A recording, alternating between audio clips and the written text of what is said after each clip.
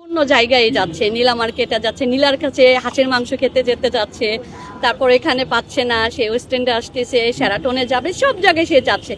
এই যে যাওয়া, তার লাইফ স্টাইল, যে তার দেখবেন চলাফেরা, জুতা, জামা, পোশাক, এটা কই থেকে আসতেছে ভাই?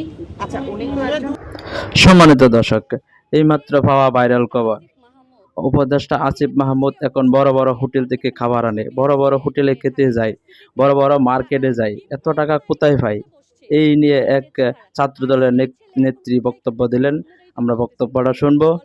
দর্শক, আজকের ভিডিওটা অত্যন্ত গুরুত্বপূর্ণ। চ্যানেলে নতুন হলে সাবস্ক্রাইব করবেন। তো চলুন দর্শক, দেরি না করে আমরা সম্পূর্ণ ভিডিওটা দেখে আসি। বলবো যে বরাবর এনসিপির কথা বলবো, আসলে তাদের উৎসটা কোথায়? আমি আজকে খাবার টেবিলে বসে, আমার ডাইনিং এ বসে আমি ভাবতেছি যে এই যে উপদেষ্টা আসিফ মাহমুদ, সে 5ই আগস্টের আগে তার দেখবেন একটা ছবি আছে যে ঢাকা ইউনিভার্সিটিতে একটা ডিম নিয়ে মনে হয় খেতে বসছে, তার যে চেহারা।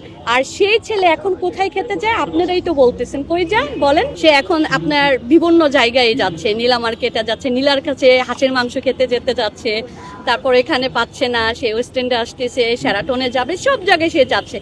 এই যে যাওয়ার এই উৎসটা কই থেকে আসছে? এক্সট্রিম মশার কয়েল প্ল্যান্ট ফাইবার দিয়ে তৈরি, তাই সহজে ভাঙে না, সুগন্ধিযুক্ত ও নিরবিচ্ছিন্নভাবে চলে। ডেঙ্গু, চিকুনগুনিয়া বাহি সহ যে কোনো মশার বিরুদ্ধে দেয় এক্সট্রিম সুরক্ষা। সে এই যে তার লাইফ স্টাইল, যে তার দেখবেন চলাফেরা, জুতা, জামা, পোশাক, এটা কই থেকে আসতেছে ভাই? আচ্ছা, উনি তো একজন সরকারের উপদেষ্টা।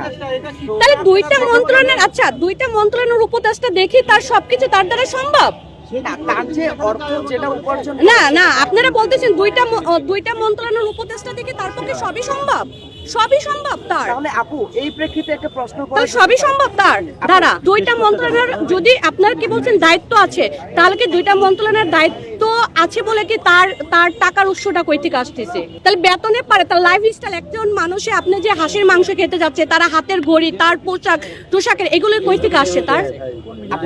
আপনি চিন্তা করেন, একটা মানুষ যদি সাধারণভাবে তার মানে একদম হালাল টাকা দিয়ে যদি হয়, এখনকার বর্তমান বাজারে তারা ডাল ভাত খেয়েও ভালো থাকতে পারে না। আপনার বাসা ভাড়া কত? সে যদি এটা বলে তার খাবার দাবার, ফ্যামিলি সবকিছু মেনটেন করে, তার লাইফ স্টাইল, এটা কি সবকিছু তার ওই বেতন থেকে হয়ে যায়?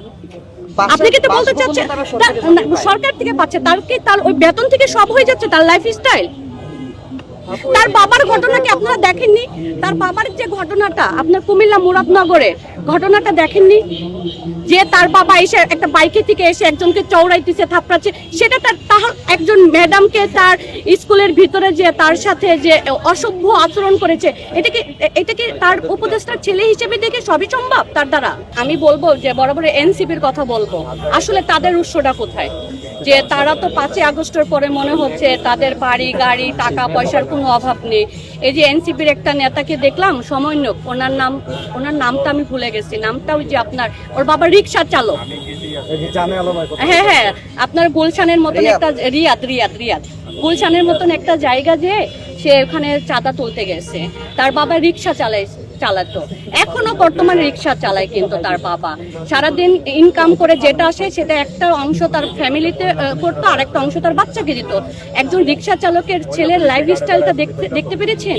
সে গুলশানের মতন জায়গা ছিল, গুলশানের মতন জায়গা আপনার কি 2 কোটি টাকার একটা চেক পেয়েছে, তারপরে আপনার তার বাবার তার বাসা পাকা ঘর উঠেছে, এবং 2.5 লাখ টাকা দিয়ে বাসায় কুরবানি দিয়েছে। এই উৎসটা তাহলে বোঝাই যাচ্ছে এনসিপি হয়তো বা কলা গাছ, কোনো আঙ্গুল ফুলে নাকি কলা গাছ পেয়েছে, হয়তো বা তাদের পক্ষেই সম্ভব।